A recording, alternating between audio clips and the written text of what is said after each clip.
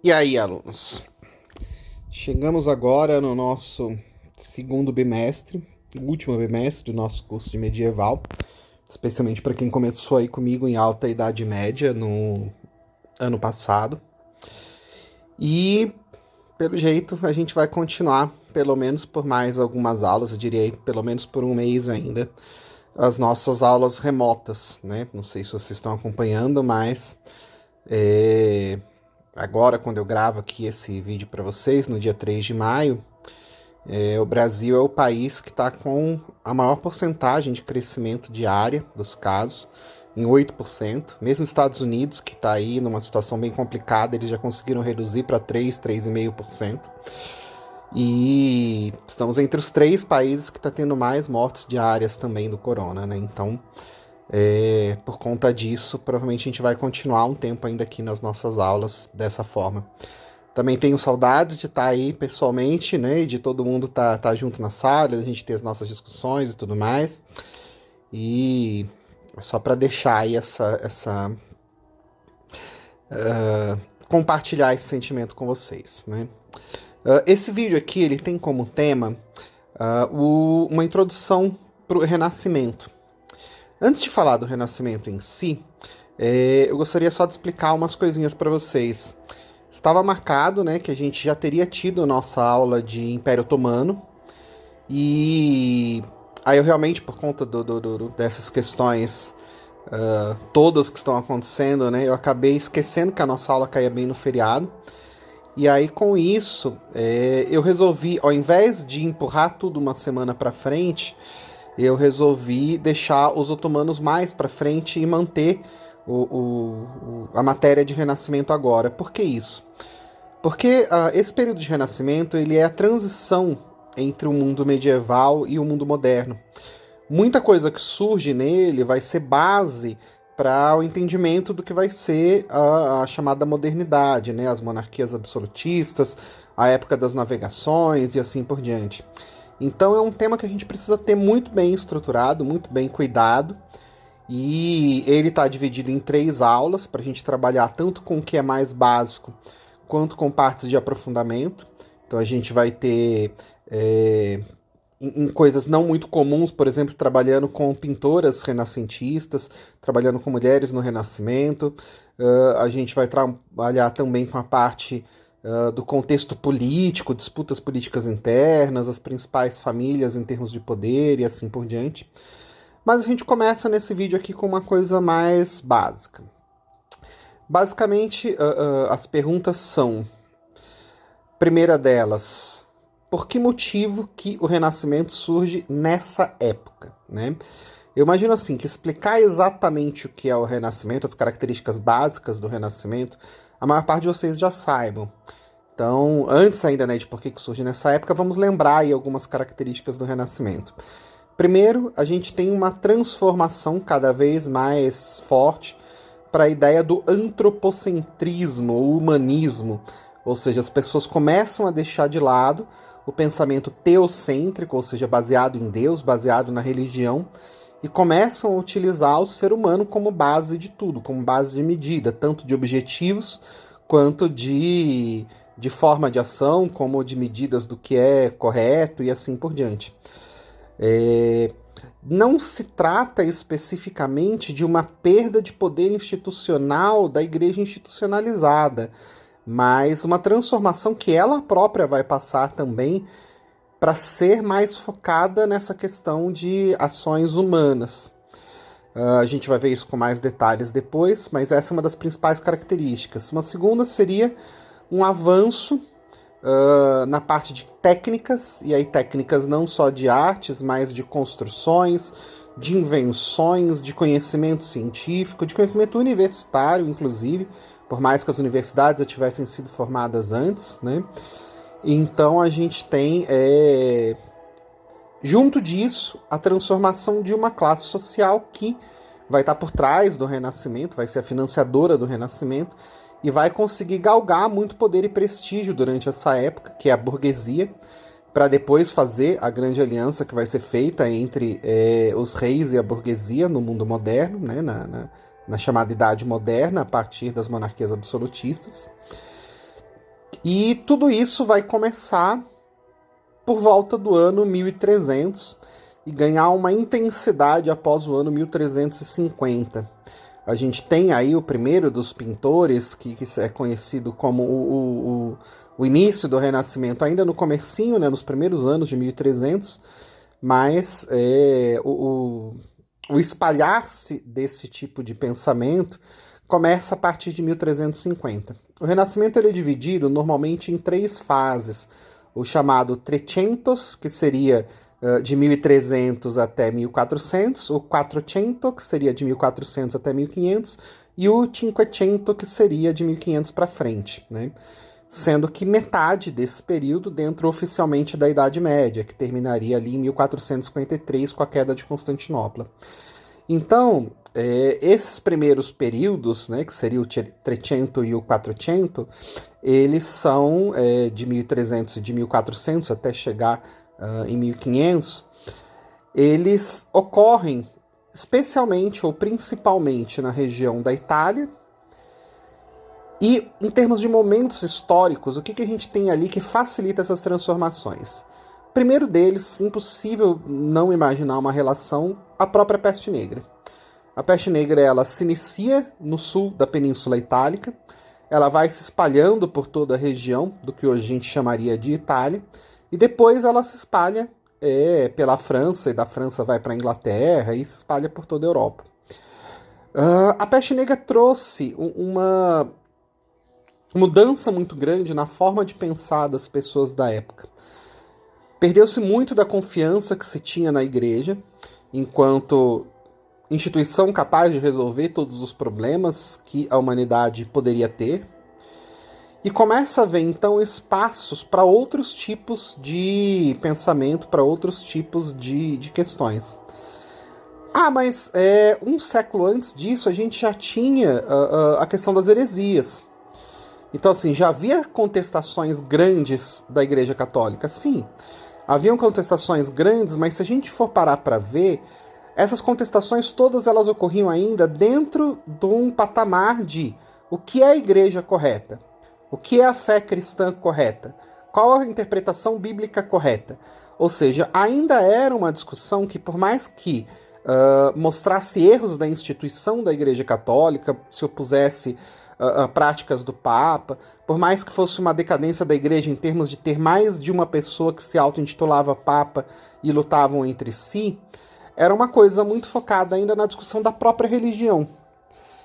E a partir da peste negra, começa a ter um certo afastamento disso. Então, se a gente for ver, muita gente dos pintores e dos pensadores renascentistas vão começar a buscar outros focos de referência fora do cristianismo. Então a gente vai ter, primeiro, uma aproximação com a cultura islâmica, lembrando assim que esses comerciantes eles estão indo justamente em terras islâmicas para comprarem esses produtos que vêm do Oriente. Isso faz com que eles tenham contato não só com a cultura islâmica, mas também com a cultura grega. Por que cultura grega? Se a gente for lembrar aí, por mais que a gente tenha o costume de colocar na nossa mente que os europeus seriam os guardiões da cultura greco-romana, né? Que surge na Grécia, se espalha depois no Império Alexandrino e depois, conquistado pelo Império Romano, se espalha por toda a Europa. A gente, com esse tipo de pensamento, está ignorando ou está deixando de lado que o Império Romano conquistou também a região do Oriente Médio e do Norte da África, que eram regiões islâmicas. E a gente está ignorando que o Império Alexandrino espalhou essa cultura até praticamente fronteira com a Índia, né? Até a região que seria hoje em dia do Paquistão. Então o que acontece? A gente tem um espalhamento muito forte da cultura greco-romana, talvez mais da cultura grega do que da cultura romana, da filosofia grega, que estava ali em posse dos islâmicos. E, de um jeito ou de outro, por diversos motivos, por diversas transformações que ocorreram, o tipo de cultura, de pensamento, de filosofia que os islâmicos guardaram foi um pouco diferente da que os cristãos guardaram, da que os católicos guardaram. Então, talvez seria errado dizer que os islâmicos tinham mais herança cultural do que os católicos, mas eram heranças diferentes. No mínimo, né? De repente possa até ser mais, mas no mínimo eram heranças diferentes. Então o que acontece? Quando os comerciantes começam a ter contato com essa cultura, eles começam a ter ali outros pontos de referência que eles poderiam usar. E aí, com isso, a gente tem tanto a cultura islâmica quanto a cultura greco-romana servindo de parâmetros. Então a gente começa a ter quadros mostrando deuses gregos, a gente começa a ter pessoas comentando e tentando pegar moral da história, ou valores, ou reflexões em cima da mitologia grega. E isso começa a se espalhar dentro da sociedade, e talvez só consiga esse espaço justamente porque não só a Igreja Católica em si, mas como a própria ideia do cristianismo sendo representado por essa Igreja Católica começa a entrar de alguma forma em crise. É interessante que a instituição da Igreja Católica, em compensação, essa especialmente a partir do final do ano de 1400, do século, né, de 1400 a 1500, essa instituição vai se fortalecer bastante. Então ali naquele momento em que a gente teve a unificação, a igreja estava tripartida, né? A gente tinha o Papa de Avignon, o Papa de Pisa e o Papa de Roma, e a partir do Concílio de Constança eles conseguem reunificar em um único Papa em Roma. E dessa época, que foi lá por volta de 1415 para frente, a instituição da Igreja Católica vai se fortalecendo. E quando a gente chega já no final de 1400 e tanto, 1500, ela vai ser extremamente poderosa, mas ela própria vai estar passando por transformações, assim como o Renascimento estava fazendo transformações em toda aquela região. E a sede da igreja, em Roma, estava ali no centro da região do Renascimento, ao ponto que, a partir de 1500, a própria igreja começa a ser também patrocinadora de obras renascentistas, né? E ativamente a igreja também age em um determinado momento dentro desse renascimento. E por que motivo então Itália? Né? O motivo dessa época é porque era o momento que o comércio estava muito forte e era o momento que o pessoal estava abalado pela peste negra. Então o comércio trazia cultura vinda de fora e havia um vácuo ali de respostas, né, que as pessoas não conseguiam ter pela cultura que eles tinham, começam então a entrar em contato com novas culturas. Isso explica o porquê a partir de 1350. Mas e por que o Renascimento surge na Itália? E aí a gente tem também uma série de fatores. Primeiro, a Itália era o centro da cultura romana, né? A Península Itálica, não existia o país Itália ainda, nem Reino Itália nesse momento específico. Mas ali eram onde estavam as cidades que tinham as grandes construções romanas. Por mais que Roma tivesse se expandido por várias outras regiões, a gente não tinha grandes cidades romanas na região da França, a gente não tinha grandes cidades romanas na região de Leão, Castela, Aragão. Haviam cidades, mas assim, o principal da parte de construções, da parte de cultura material que sobrava, né, que não foi destruída com as invasões dos germânicos, ficava ali na região da Península Itálica. Então só nisso eles já tinham uma inspiração muito grande que poderia vir a partir dali. Segundo, devido à questão da proximidade da Península Itálica com a região de Constantinopla, que é onde o comércio acontecia em especial, isso porque Constantinopla estava a meio caminho, né? Ela não era uma cidade islâmica, mas ao mesmo tempo ela estava muito mais próxima da região dos islâmicos. Então, normalmente, as cidades italianas tinham o principal comércio com Constantinopla, e fora disso, com a região de Jerusalém, até com a região do Egito. Normalmente, a maior parte desses navegadores, desses comerciantes, eles saíam da Itália. Então, a Itália seria o foco do comércio mundial. E como é o comércio que vai estar por trás do Renascimento, como é a burguesia que vai estar por trás do Renascimento, como são essas viagens que estão por trás desse contato com novas culturas, então isso já é um segundo motivo pelo qual a Itália vai ser o centro do Renascimento. Primeiro, ela era o berço da cultura romana, e segundo, ela era o principal local de comércio que existia na Europa, nessa região. Juntando esses dois fatores, a gente tem então um cenário propício para essas transformações que vão estar acontecendo, e que vão gerar o Renascimento, né? O nome Renascimento, ele tem a ver com o renascimento cultural da arte greco-romana, da cultura greco-romana, vem dentro de uma ideia de um renascimento de transformações da sociedade.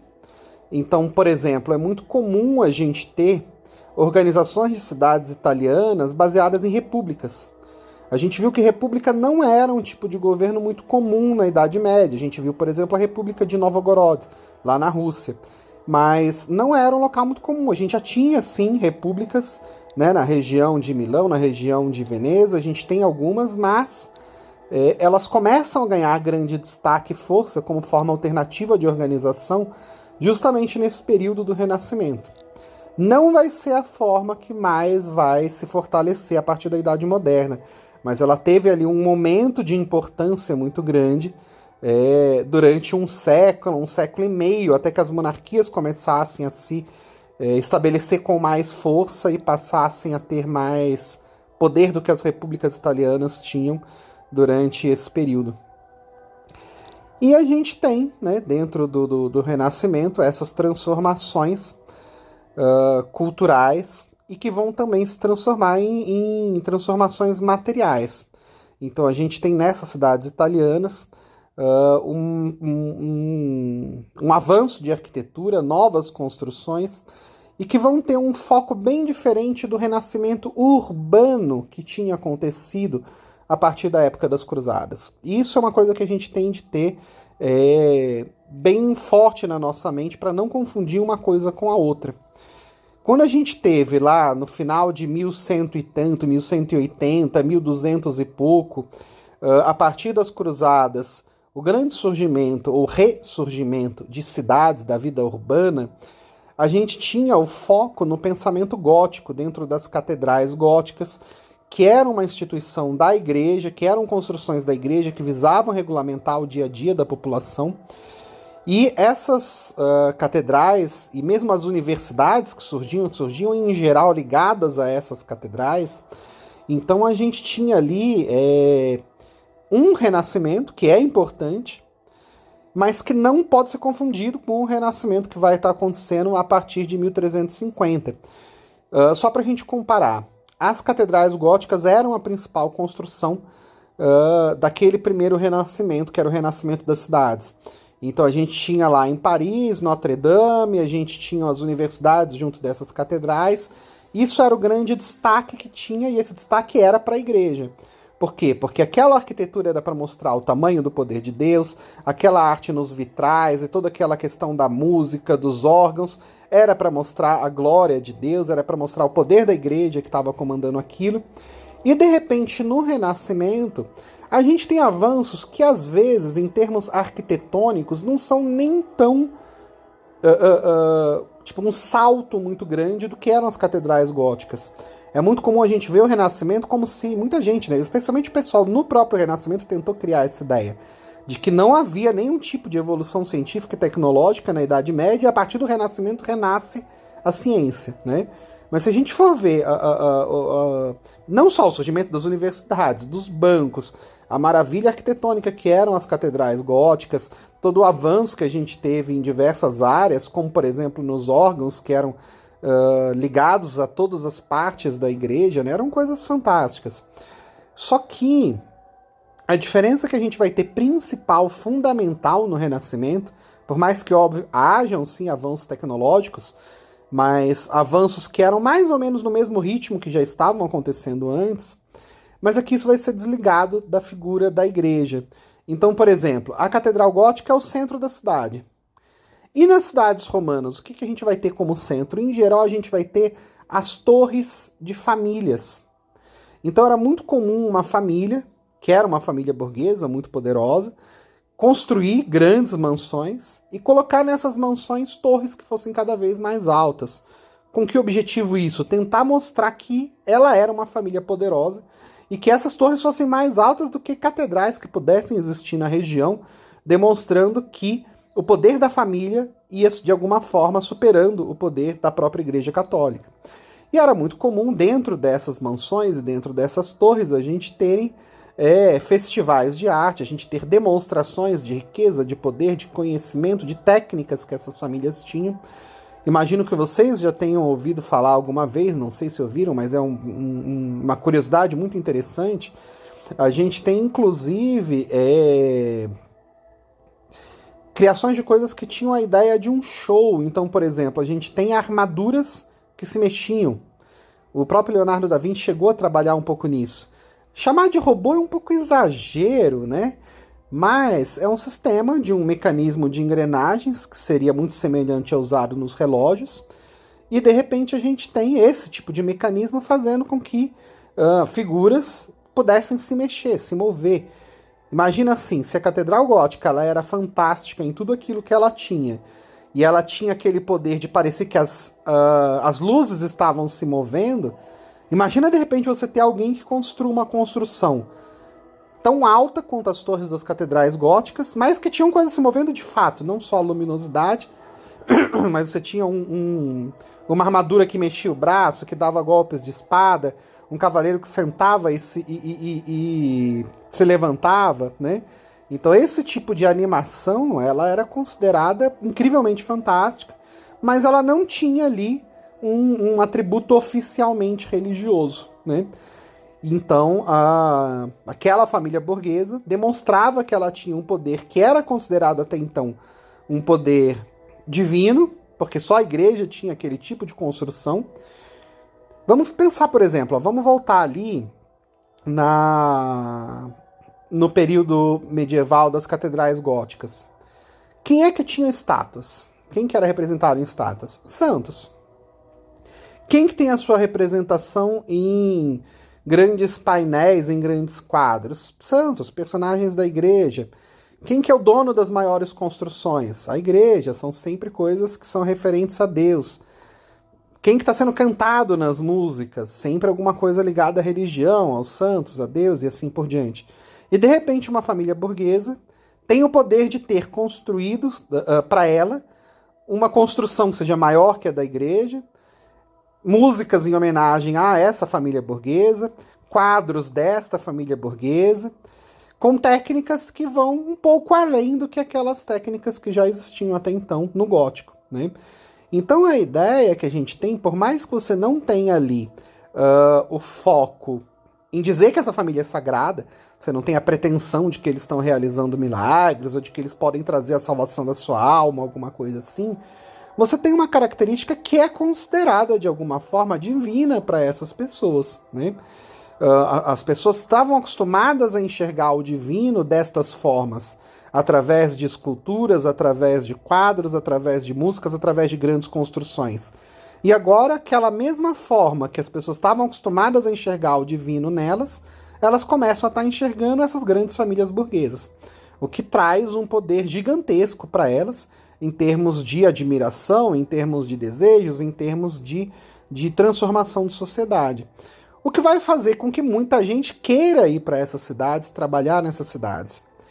E a gente já viu aí a gente tem de novo, né, o aspecto por conta da peste negra, mas a gente sabe que a forma mais comum de trabalho que existia antes de tudo isso estar acontecendo era a servidão. A gente já sabe, já viu nas nossas aulas que servo não é escravo. Servo ele não pode ser comprado, ele não pode ser vendido, e filho de servo não é automaticamente servo. Tanto é que ele paga um imposto para poder se tornar servo como o pai era, que era a mão morta. Só que, a partir da peste negra, começa a ser cada vez mais comum esse trabalho assalariado no campo, o que vai fazer com que as pessoas fiquem mais livres ainda da servidão como única forma de trabalho. Ainda é a principal, tá? Durante todo o Renascimento. A servidão vai continuar existindo até o fim do século XIX, até século XX em alguns locais, como na Rússia. Então, bem, de alguma forma, coisas muito semelhantes à servidão existem até hoje. Mas no Renascimento a gente começa a ter uma atração dessa população que estava livre, né? Porque o servo ele não é livre a partir da hora que ele já é servo, que ele tem as dívidas dele. Mas você tem como atrair o filho desse servo, você tem como atrair esses camponeses que são assalariados, que não são servos. E esse pessoal começa a ser atraído para a vida urbana, pelas maravilhas que existiam naquelas cidades, especialmente nas cidades italianas. E eles começam a ter ali a possibilidade de estar trabalhando para essas grandes famílias. E a gente tem o trabalho, que é o trabalho mais prestigioso, que seria você ser artista. Lembrando aí que artista não é apenas aquele que pinta quadro, mas é também aquele que vai estar estudando as grandes invenções, estudando a arquitetura, trabalhando como auxiliares. Então, por exemplo, Leonardo da Vinci, que é um dos mais famosos aí do Renascimento, a gente tem uma série de obras que a gente atribui a ele, mas na verdade ele era como se fosse o coordenador daquelas obras. Tinha equipes ali de 50, às vezes de 100 pessoas para a construção daquilo que ele estava criando, né? E isso, então, tem uma mão de obra toda que vai estar se deslocando para essas cidades, que vai ser já uma mão de obra bem diferente da mão de obra servil, né? É uma mão de obra assalariada. Então, portanto, uma transformação que vai estar acontecendo, que vai ser importantíssima depois para o trabalho nos palácios, para o trabalho administrativo da monarquia moderna que vai surgir, né? Mas que nesse momento está surgindo não para um Estado em si, mas sim para essas grandes famílias, que normalmente dividiam o poder entre si através de repúblicas que normalmente ficavam restritas a uma única cidade. Embora a gente tenha momentos que famílias conseguem uma família se apoderar da cidade inteira, e a gente tem momentos que ocorrem guerras entre essas cidades e passa a ter, portanto, uma cidade dominando cidades vizinhas. Mas nunca em um grande império, nunca em um tamanho semelhante a um reino como França, como Inglaterra e assim por diante. Mesmo a que mais poder vai ter, que é a de Veneza, ela não vai ter um território tão grande quanto o território maior que Inglaterra ou que França ou que Espanha vão chegar a ter durante a Idade Moderna. Bem, como introdução a isso, agora a gente vai ter então as videoaulas específicas de cada um desses temas, dos pintores, das mulheres, das relações entre classes sociais, das transformações e assim por diante.